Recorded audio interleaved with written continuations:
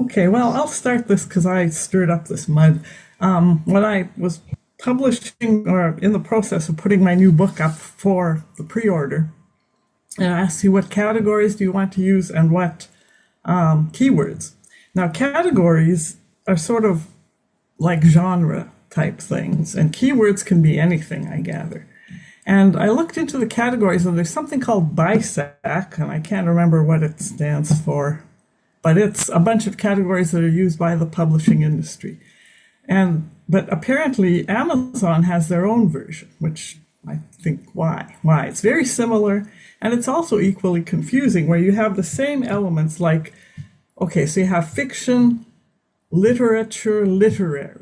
Like, what's that about? And there's really not very much guidance about that. So I think most of us fumble our way through it. And I come from a background of library cataloging, so I used something called Library of Congress subject headings for years and years and years, which is also a big, complicated thing. But to me, it seems more logical than these Amazon and BISAC categories. So there was that. I was struggling with that. And then the keywords, there's this idea out there that I've seen purported by, notably by the publisher Rocket people, that there are some keywords that are magical or just good that will launch your book into popularity and lots of purchases and stuff. Can I, Whereas can I, others don't can I, work so well. And that link you posted, Lucinda, led to an article by those guys that basically said that. And so I'm thinking, me, I always question everything, and I don't like spending money on advertising. Well, I don't like advertising at all. It's not even money. So I'm thinking this is just another product that someone wants us to buy. And funnily enough, if you look up keywords in Amazon, you don't, or how to search books by keyword on Amazon, you don't get any results that indicate that these questions are coming from readers. They all come from people who are publishing books, which kind of leads me to believe that readers don't, do they always search by keywords? I know I never do, and I'm a keen reader. So I'm thinking maybe this is all just somebody else's product line that they're trying to sell us. And it's really not any better than anything else. So that's basically my starter for the discussion. Well, I don't often look up my books on Amazon, I must confess. Not particularly because of reviews. The reason I did, I put a newsletter out every month and I advertise one of my books each time, highlighted, right? And so I will go onto Amazon to just check a few reviews and pick out a couple of quotes to shove in the newsletter to say how absolutely brilliant and wonderful it is, right? Now, the one that I was featuring this month was the second in the Amy series. And in the description, I put a load about Amy looking for her lost child, etc., etc., etc. And then the last sentence of that blurb is the witch doctor foretells her future, but can Amy believe her? Fine. It's just a one off, right? One sentence. When I look down through the categories, they put it in witch doctor category. Now, she just basically has one scene where she meets up with a witch doctor and she says XYZ. It's not a book about witch doctors. I never put that in. Well, see, that's the other thing. Whatever categories we pick don't seem to matter because when you look No. up your books, the Amazon has assigned categories to them that are sometimes quite different, as you just, and that's a really good example. It's a Yeah. depressing example, but it was absolutely true. And I mean, do I go back in now and rearrange it all and try and get things? But then is it true that there are hidden categories that nobody will ever see? I don't know where this has come from. This is another, It's a rocket mystery. thing that's come through. Do I fiddle with it? Will it make a difference to the rankings? Will it change my situation? I don't know. I'm always a bit terrified that once I put a book up there and I put the categories I think it should be in and the keywords and the tag and all that sort of thing, I sort of leave it alone because that's what I thought was the very best to start with. So why would I want to fiddle with it and change it now? I've seen advice from not from Amazon or the Kindlepreneur guy or Rocket Publisher Rocket, but from some other blog I used to see periodically that where the guy would actually spell out these were my keywords or maybe categories, I can't remember, when I started, and then I studied up on it and I changed them and my sales shot up. And he'll have like screenshots of results where the little graph goes way up for his sales, and I think, yeah, I should do this, and then I try to adapt that approach to my stuff. This was years ago, and I can't make head or tail of it. And then I say, well, I give up.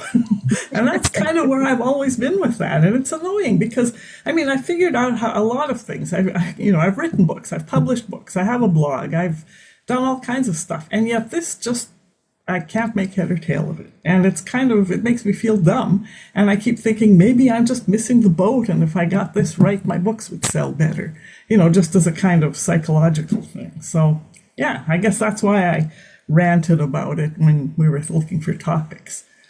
Well, Audrey, I can join your dumb club as well. So there's at least two of us because I can't Well, make head that's nor tail good. of it either. I don't think it's just Amazon. I think Draft to Digital has a section for keywords or things like that, and I'm willing to bet that Ingram Spark probably does. And I just kind of look at that and don't really do anything with that box. So I have a question. Does anybody here search for books on Amazon or anywhere else online using keywords? No, No. no, the only I time I've don't. done that is when I'm trying to figure this stuff out. And then I think, okay, let's try. And I can't even easily find a spot where you can search by keywords on there, when you're looking for stuff. Yeah. I generally, when I'm interested in a book, I look it up either by the author or by a title. Because I've seen mention Right. of that book or that author Right. somewhere else in the blogosphere, or someone on the radios mention it or whatever. And I think, oh, yeah, this sounds interesting. And I'll look it up and maybe buy it and maybe not. But I never ever sort of think of, oh, keywords. I think I'll do a search. So there's Right. that too. And even on Draft to Digital, which of course has that Smashwords store, which has sales, when I go in there during one of the sales looking for stuff, I think, okay, well, what category? I go by those BISAC Okay. categories, which are on the left side of the screen. Like they have mysteries and romance and science fiction and all this other stuff. And sometimes I'll sort of limit my search by one of those. And I see people list keywords, when you look at a book's description, there's a bunch of keywords at the bottom. But I don't even know where you can search those at the Smashwords store. It's just, they're there, but okay, fine. So they're kind of a descriptor of what the author thinks their book is about. But in terms of a search tool, I don't think it works. Anyway, I'll shut up now and let the rest of you weigh in on this. Well, I'd Well, like to mention in there that I get a daily email from Amazon with books they think I might like. I get a daily thing from BookBub as well on cheap books, and I do look through that because things I might want to read which are in the stratosphere price-wise that I can grab at 99 cents or even for free. I get, I would say, about another 7 emails every day saying these are our top picks for today or they've been reduced or whatever. So I never go on Amazon to look for books because I've got them all dropping into my email box every morning. So, Right. you know, all of this basically doesn't really concern me in many ways. I get those emails too from like eReader News Today and other ones because I signed up for them when I tried promos on their sites, and I think I can honestly say in 10 years I've probably opened one of those emails less than 10 times. And that's one of the reasons why I'm besides the fact that the last couple of times I tried to like use eReader News Today produced virtually no sales is I don't buy this book. I don't buy books this way. I don't look for books this way. Why would I think other people are doing that? So I get the emails, I see them in my inbox, and I move along. I look for books like I think Audrey, you said it's like I read about a book or something somewhere else, and I go look for the book and read some reviews or check it Mhm. out on Amazon, and then I decide whether or not I'm going to buy it. But I don't.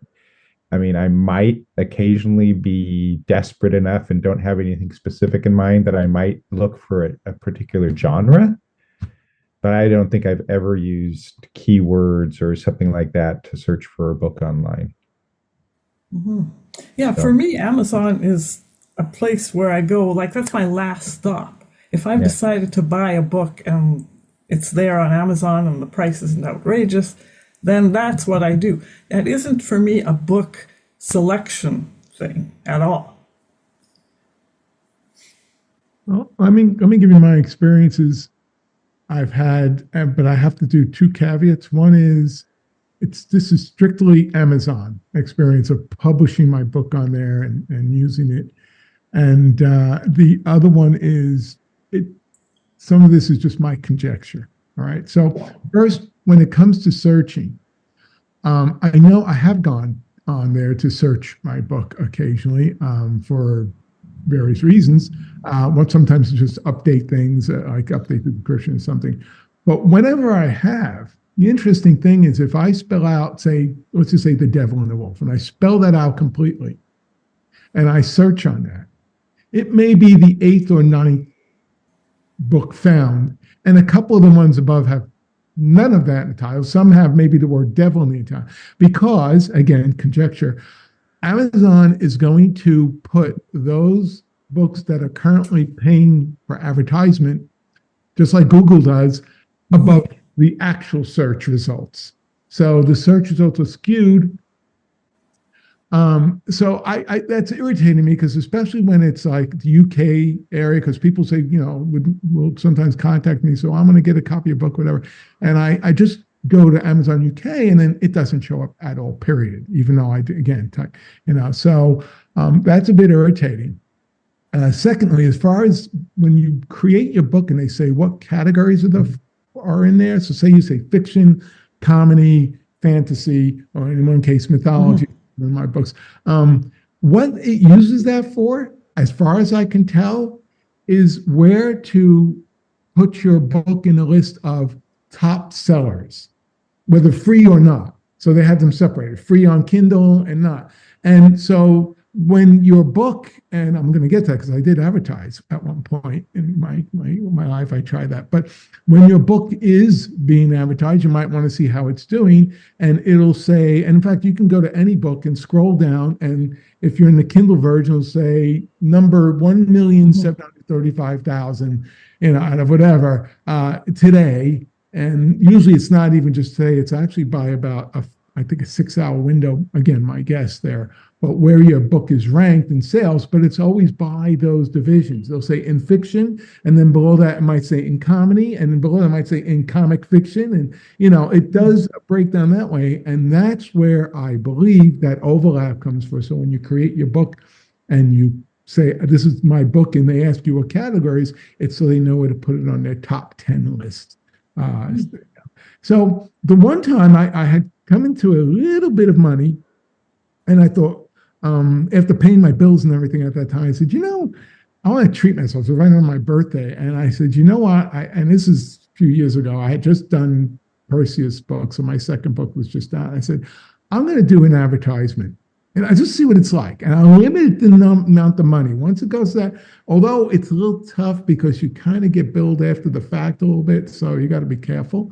But I had a limit. I think it only ran for barely a week, maybe about 5 or 6 days. It did really well. My books on free Kindle, when they were free, also at the same time, went really close to the top, like number 2 and number 3 or whatever together.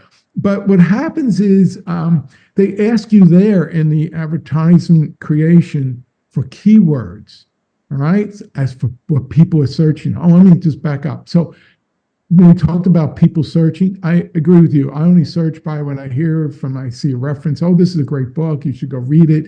And then I go look on Amazon for the book. I don't do by genre. But there may be people, I don't think who search like that, but who may look at what are the top 10 books in fantasy today. So they may be using a top 10 list. Anyway, so they ask you for you to create keywords or combination keywords, phrases, words. And what happens is you get this list of words, and you can even have words that you say, if people search by, don't show the book. I don't want it to be in that area, for whatever reason. So when you do that, you get all these little keywords, and then they're going to charge you by the clicks when people search using those keywords. And my experience was the 2 most common keywords that I had to pay money for, free, or three, I should say, free, Kindle, and Kindle free. Fiction, comedy, devil, wolf, whatever. Those did trigger, but pennies worth. And also in those lines, let's say I say Kindle free, you can say how much money you're willing to put up, like per click or something, for as a bid. It's like you're making bids for the space. And they'll suggest like 75 cents. And if you put that, it'll get you in the running. But if you up it to say $1.20, suddenly you're getting a lot more hits. Chris, remember that list and everything? Your results are going to get higher and higher. So when people have their Kindle reader and, things may show up there, whatever. I don't know where it all goes. I tried. It's funny because when I am doing the advertising, I try doing the searches by those keywords and I don't show up. So I'm like, I don't know how people are finding it, but those were the biggest hitters. The other thing I noticed is when I did go, and this is a little pet peeve I have, when I did go to the top 100, it's usually the top 100, and I'm looking, and this is going on because every so often I just go and look for the heck of it because I'm curious after I saw this the first time, and some of those same books are there. There will be maybe of the top 20, 25, there might be about 8 or 9, and comedy. Say in comedy, there are 8 or 9 titles that are romance books. And in fiction, not fiction, in fantasy, romance books, but they're not fantasy romance. They're not comedy romance. They are just romance books. I read the descriptions, I go and look at what people have written, and then not a bit of funny or humorous in those descriptions or in the people say, oh, I love the book because the book was this, that, the other thing, or in the fantasy one. Their authors just saying my book, and they tend to be nothing else, but they tend to be the romance ones, which sell a ton. So I don't quite get that because it's just like going over to the well so many times. But in those top 100s, there are books that have nothing to do with the content. Now, does that help them sell? I don't know. Honestly, you would think not, because if I'm looking for some fantasy book and there's no fantasy in there, why would I buy it? But if it's in the top 100, it's selling. Yeah. Well, see, but usually I'm looking in the free, but not always. But in the free, it kind of makes sense because some people will just get free. So they'll just grab as many as they can, whether they're doing it to pirate the books or because we live in that age, or they're just doing it because, hey, they're free. I might as well get it. Maybe one day I'll decide to read them, I don't know. But that nuts and bolts, everything I've learned just by looking at the data and making my best guesstimates to what's happening. Yeah, I guess that's the best way to approach it, is just to take a chance and try it out and see what happens. But in a way, it's sort of like, it sounds like gambling in a way, kind of. Like turning the wheel and betting on how much, where it'll stop or whatever. And I'm just not good at that stuff. So, but it's interesting that you've gotten these results just by I mean, I always thought if I won a lottery, I would do more marketing and really pour real money into it, not like a limit of a few $100s or something, because it really did make a difference. How many, not phenomenal in terms of, cash return as to how much I spent a lot more than I got back. But for that brief period, even though stuff was for sale, I was getting people buying paid copies too. I guess they wanted a softcover version. And so there was some credence to it, but did it balance the money? I put, by the longest shot you could imagine. But it was for fun. I did it for fun. And you're right. It was like gambling. It literally was like gambling because I poured money in and I got a little back. So the slot machines occasionally went ching, but in the end, I lost money and went home. This is one huge problem about selling books, whether it's on Amazon, Drafted Digital, or anywhere, is that you don't know what has worked and what hasn't worked. Last month, to my amazement, I sold 27 copies, paperback copies of the same title in one day. Now, it's very large for a book club, 27 people, I would have thought. I know they came from the States, but I've got no idea who saw what, said what, referred what. So I can't go and repeat that by shoving another book up in the same place, say, look, you like the last one, how about this one? it's like throwing a pebble into the pond and not knowing where it lands. You know how deep the pond is and how many pebbles you have to throw in until you displace the water. I don't know, but I've spent a lot of money in the past, paying people to do Amazon ads for me, doing them for myself, and it's just a nightmare because they change them so often. And I Yeah. think they change the keyword categories and they fiddle with the bots and you don't know what's landing where. And it's just purely, I don't know, it's exactly as Richard said, it's a gamble. You might as well spin the wheel in the casino and walk away. Do you publish? Who do you publish through now? Sorry, Who do you publish through? Amazon or Draft to Digital or Ingram Spark? both. Yeah, all Okay. three. Because partly because not Kindle versions, obviously it was Draft to Digital and Yeah. Ingram Spark Okay. and DTD because you can't do that. You've got to keep it solely Kindle for Amazon.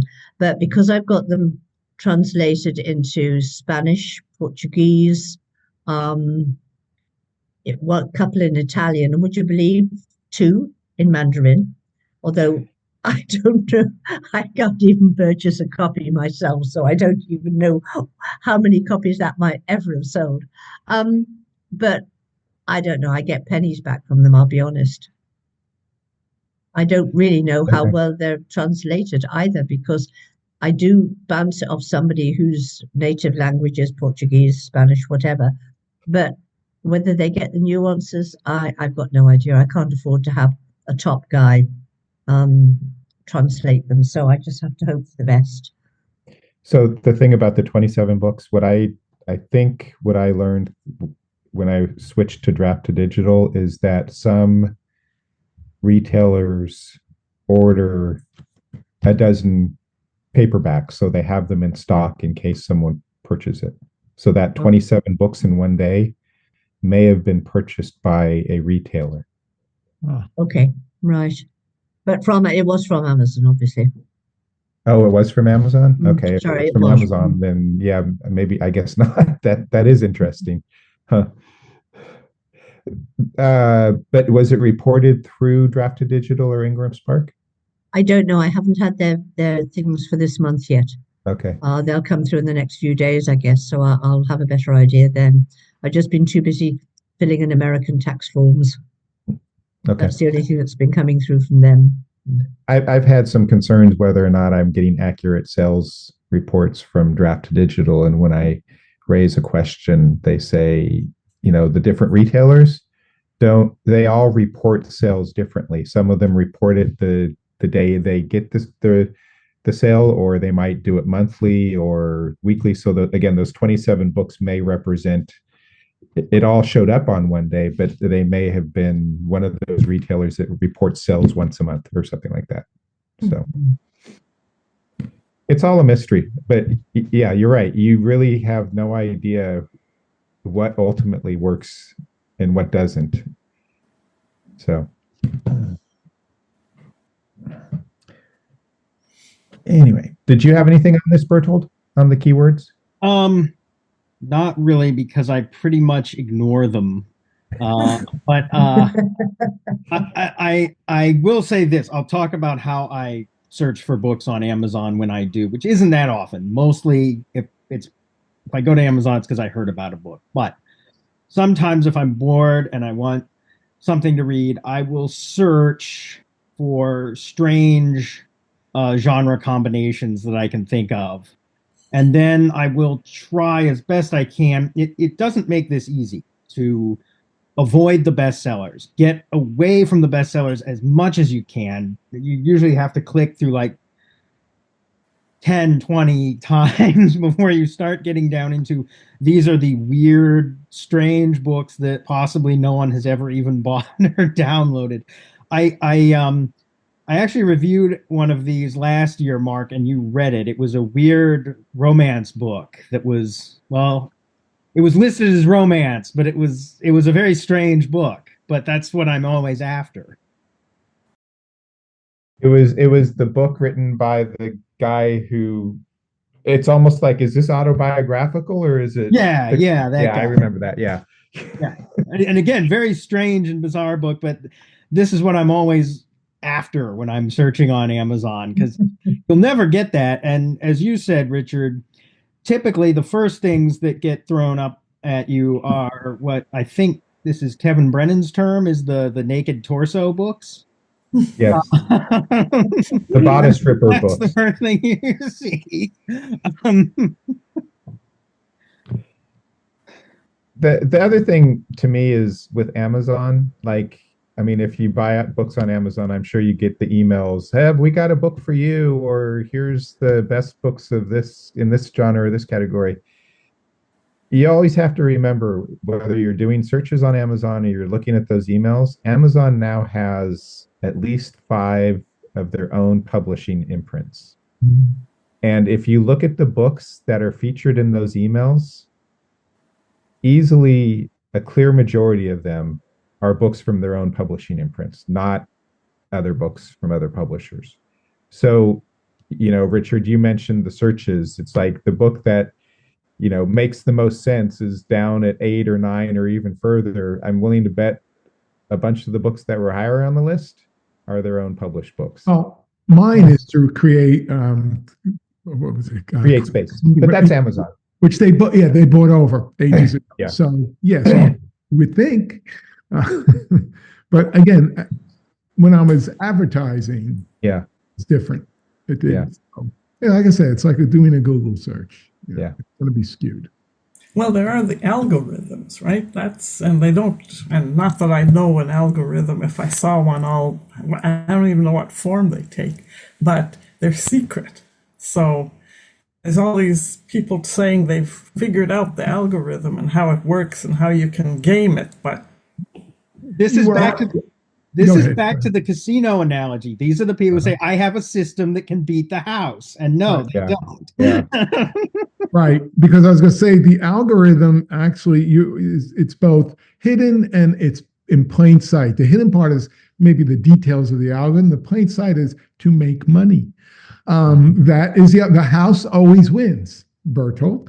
So, and that's what they're there for. They're a business. I'm not gonna, is the right word polemicize? I don't know, but I'm going to get on a high horse and talk about that. But that is what their algorithms do. Whatever is going to most benefit and bring in revenue.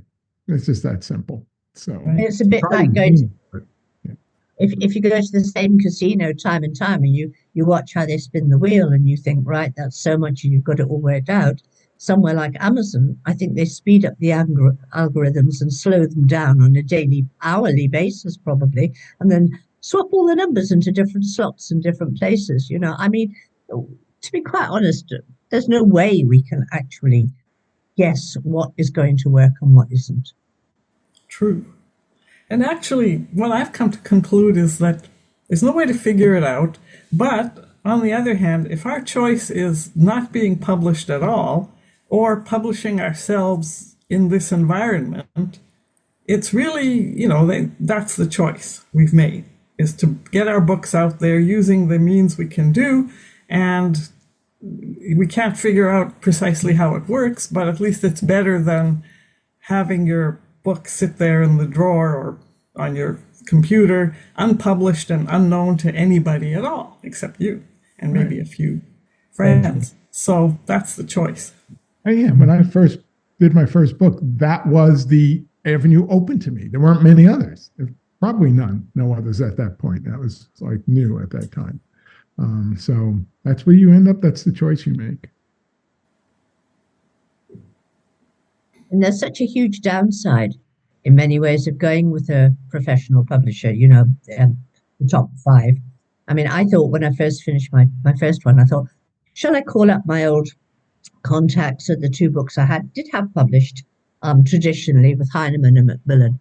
And then I thought to myself, well, I started counting on my fingers and thought, gosh, you're getting on a bit, Lucinda. I mean, it takes 2 years to get it through, even if it's accepted.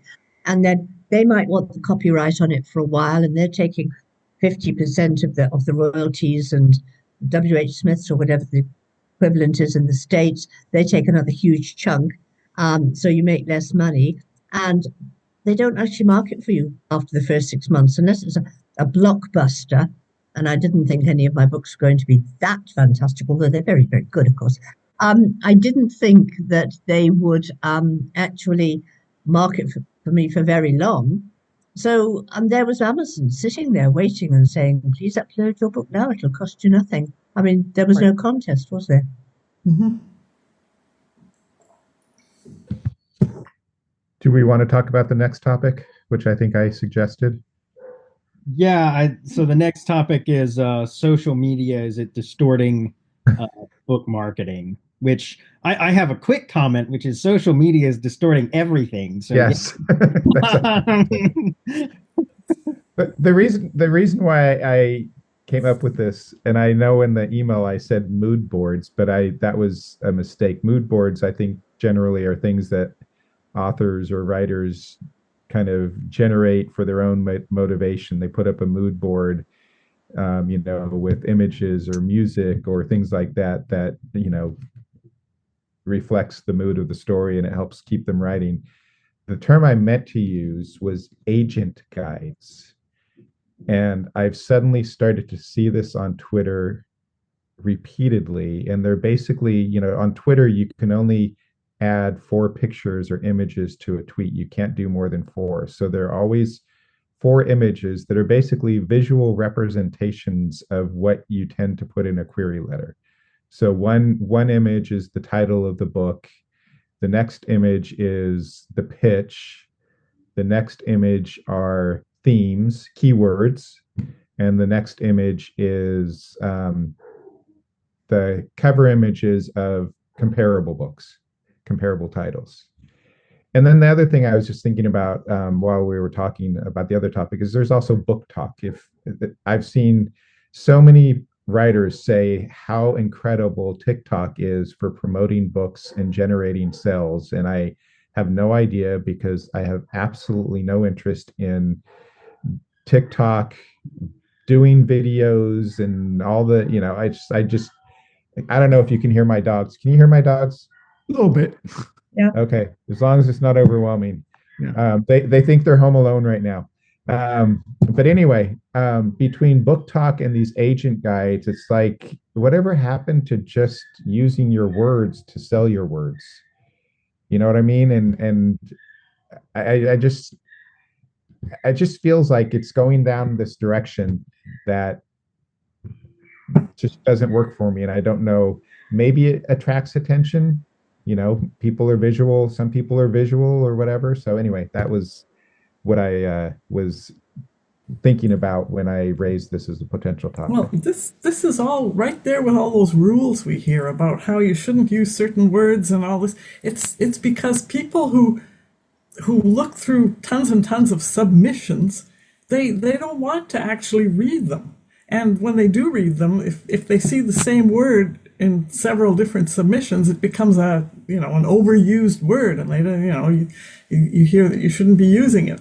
And so this is a way of simplifying it, and I think it goes right back to advertising. In the advertising world, I don't think you write multi-paragraphs of stuff saying how you'll advertise something. No, you present these sort of visual concept things. Yeah. And so that's what you're pitching to the agent or the publisher, because if they take accept your work, they're going to mold it the way they want anyway. The editors and you will work together, hopefully amicably, to shape your book into a product that will sell. And that's what it's all about. And I think they want shortcuts in, going through the selection process. So yeah, you're right. You would think that here we are, writers, using words to create a thing that consists of words, that will be our selling instrument. But no, we want something that's quicker and snappier. And attractive and appealing looking and whatever. One of the things I forgot to mention is on Twitter, again, if you're not on Twitter, you're not aware of this, but they have all these pitch contests where writers tweet a pitch for their book, and what they're looking for is agents to like their pitch. And like other people, if you're not an agent, you're not supposed to like the pitch. You can comment on it, you can retweet it, but The key is agents like pitches, and that might result in a connection between the writer and the agent. And I think that that's where these agent guides are coming in more and more, is with these pitches, these pitch contests, because it's just a different way, a more attractive, appealing way to present what you would normally put, like I said, in a query letter. But I see them and it's like, no, please, I don't want to. I've never engaged in one, and I've thought about doing it. You know, I know now that I'm mostly on Blue Sky now. In fact, I'm talk about social media at some point. Yeah. I'm scaling all the way back. I'm getting out of all of it except maybe Blue Sky. But they started there, and I keep thinking I'd like to do that, but where's it going to go? Because this is an idea, it's a concept, and then if I put it out there, if it's a unique concept, somebody else is going to see it. But more sort of like if the agent says, "Yeah, I like that." I don't know. It doesn't seem like a query letter to me has more content in it. It's brief. Right. It's brief, but I think you have a chance to really, unless maybe that's what happens after the agent contacts you, give just a little bit more. Because I'm just afraid that what could fit in a tweet or whatever you want to call it, a post, is just so limited, and it's so quick. It's like speed dating. I don't know. Maybe it does work. So I thought about it occasionally, but I keep, like you say, it's like it's going. And I think part of it for it me is is like speed dating. Yeah. Yeah, The pitch except you're contests are speed dating definitely your book. speed dating. Yeah. Right. But I think part of it for me is that I'm not a graphic artist. That is just not a skill that I have. So if I was going to do an agent guide, I'd have to pay someone to do it. And it's just another one of those things that go into, if you're a writer, you write a book, but especially if you indie publish or you go with a small press, you also have to be a marketer and a promoter and a salesperson. And now you have to be a graphic artist. And it's just like, how much more stuff are we adding on to the things that we have to do to try to sell our book? Okay, here's my usual tongue-in-cheek moment. That's actually, you don't have to be a graphic artist. You just do as Bertolt said, put the torso image there, because there's no more than right now tweet the short description. So you just want to catch the eye. Exactly. You're right. Okay. So, when they told us, I said, well, this picture doesn't seem to have anything to do with it now that we've talked about it. But it caught your attention. Yeah. Now that you mention it, maybe it shouldn't be there, but too late. They've already heard everything. I hate to promote my own stuff, but in a couple weeks, I'm going to be posting a book review that will be very relevant to this. So, did you read A Bodice Ripper?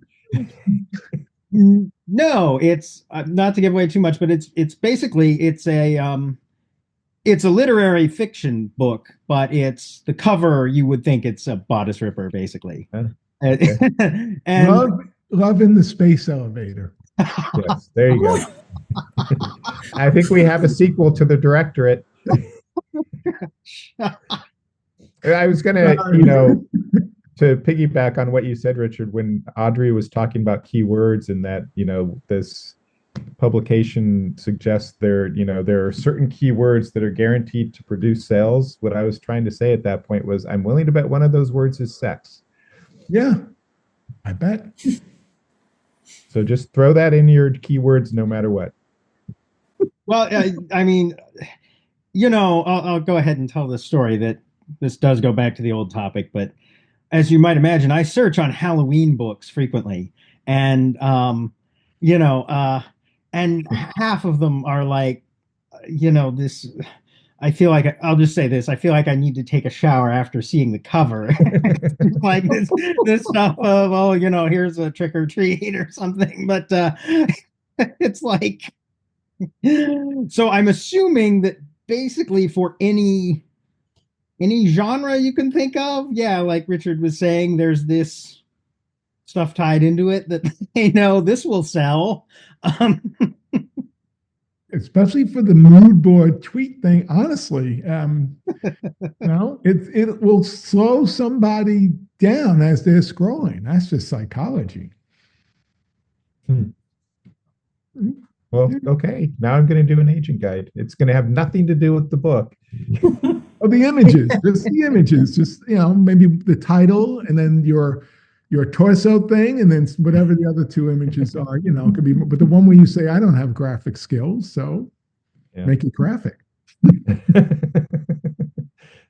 I freak at the thought of TikTok there because I mean, I haven't actually, I've only seen bits of TikTok on other social media platforms, right? I've never actually joined or signed on or anything. Yeah. But I mean, I'm not 25, long blonde hair with, well endowed, etc. Saying, wow, this is the best book.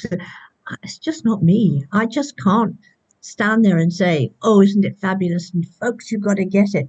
All that sort of hype. Oh, and get it before 2 o'clock this afternoon, or it's going to triple in price. I'm sorry, that's just I'm a writer. I'm quiet. I'm just not. It's just not me. So I wouldn't dare go near TikTok or anything. I really wouldn't. This actually triggers something I wanted to bring up before we started this. I've never been on TikTok because I'm just not interested in video mostly. I don't want to make videos, but I don't know how it works. But everything else works by your visibility. Really has to do mostly with how. Did Richard just get frozen? Froze. Yeah. Uh-oh. You froze for a minute. Okay, am I back? You're back. Yeah, I shouldn't wave my hand so much. That's Just as you were getting to the right point, and then it froze. right. So yeah, it's my assumption is it's how many followers. If you don't have a lot of followers, or if somebody famous doesn't retweet something you say, etc. How could your whatever you do lead to sales? I don't see how it can, and that's why I don't know how TikTok works. When people say, "Oh yeah, it really is sales will skyrocket," but how do people see what you're posting? Again, I don't know how it works, but yeah. You still need followers. Yeah, that's what it boils down to. Or someone famous to, pop you up there. An influencer. You want to attract an influencer. And that goes to Lucinda's point of if you're a good-looking young person, you can be an influencer pretty easily because of what we talked about before. So, yeah, I don't know. So the key is to find a good-looking young influencer to do your book talk video. That's where I'm going. Find somebody. That's if you're really interested in going that route. You need to find someone who can bring people in on the video type sites. Otherwise, anywhere else. Probably someone who has more hair than you, me, or Bertold. Yeah. I hate to say it though. Nowadays with AI, you can just generate. That's true. That's true. Oh, Yeah. I'll generate an AI me that he looks like Arnold Schwarzenegger, and he'll be promoting. This is what Meta just failed to do, but they'll do it again. But they created on Facebook a set of fake avatars, people with bios and everything, and post because they wanted those to become influencers so that they could sell things through those fake characters, those fake avatars. But that is in essence what you could do. You could use AI to create a fake, avatar that's visual, that's video, and very good looking, and sell your stuff for you. So you're not that far. We're not that far from that. Because, like I said, Meta was doing that, but without videos. It's just static content. So how many of us are going to Chat GPT right now and say, make me a video with a sexy woman promoting one of my books, or a sexy man? Well, I will never do that. I'd rather bribe a real. Yes. Yeah. No. Bribe the AI one. Yeah. My bribery is only going to the source. Real people. Real people. Yeah. Yeah. It's like Audrey said. I mean, I think all of us are into writing because we want to avoid things like this. This is not the world we want to be in, of advertising and promotion and whatnot. And yet it's getting into it. It's like you can't keep it out. So, right.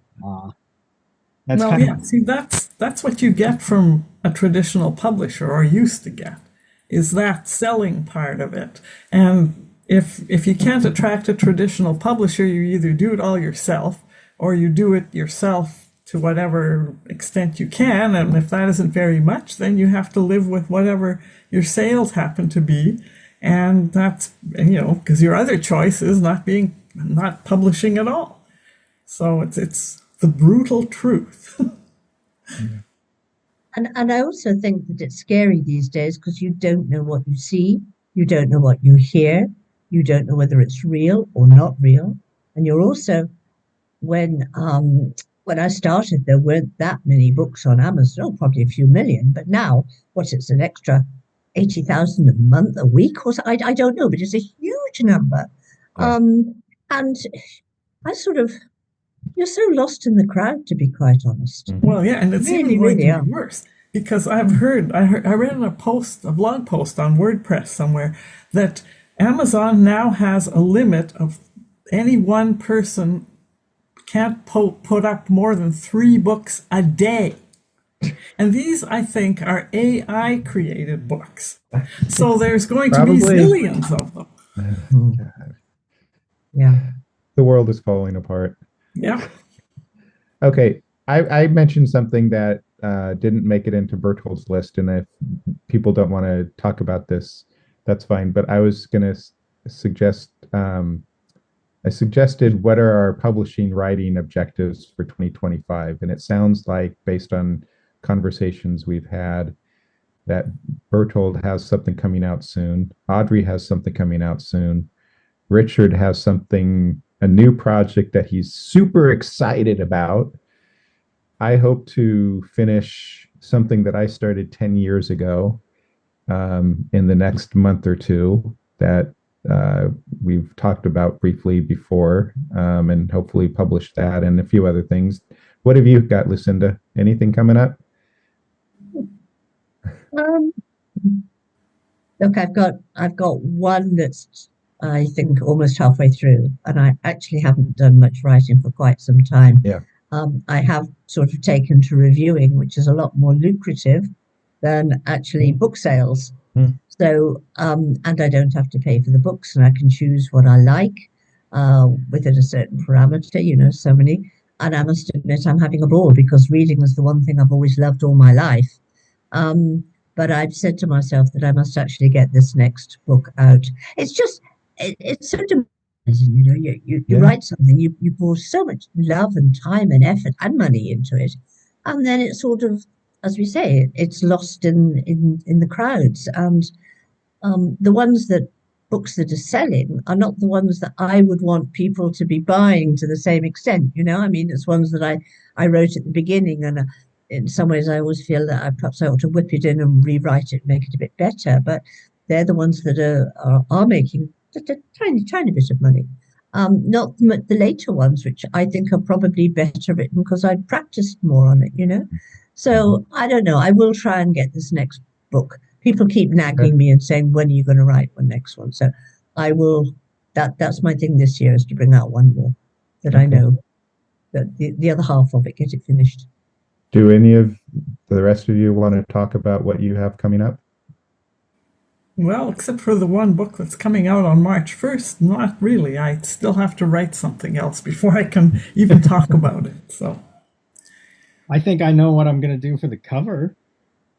it's going to have a space elevator. It's gonna have a naked torso And a space elevator. and a space elevator. There you go. And sex is going to be in the title.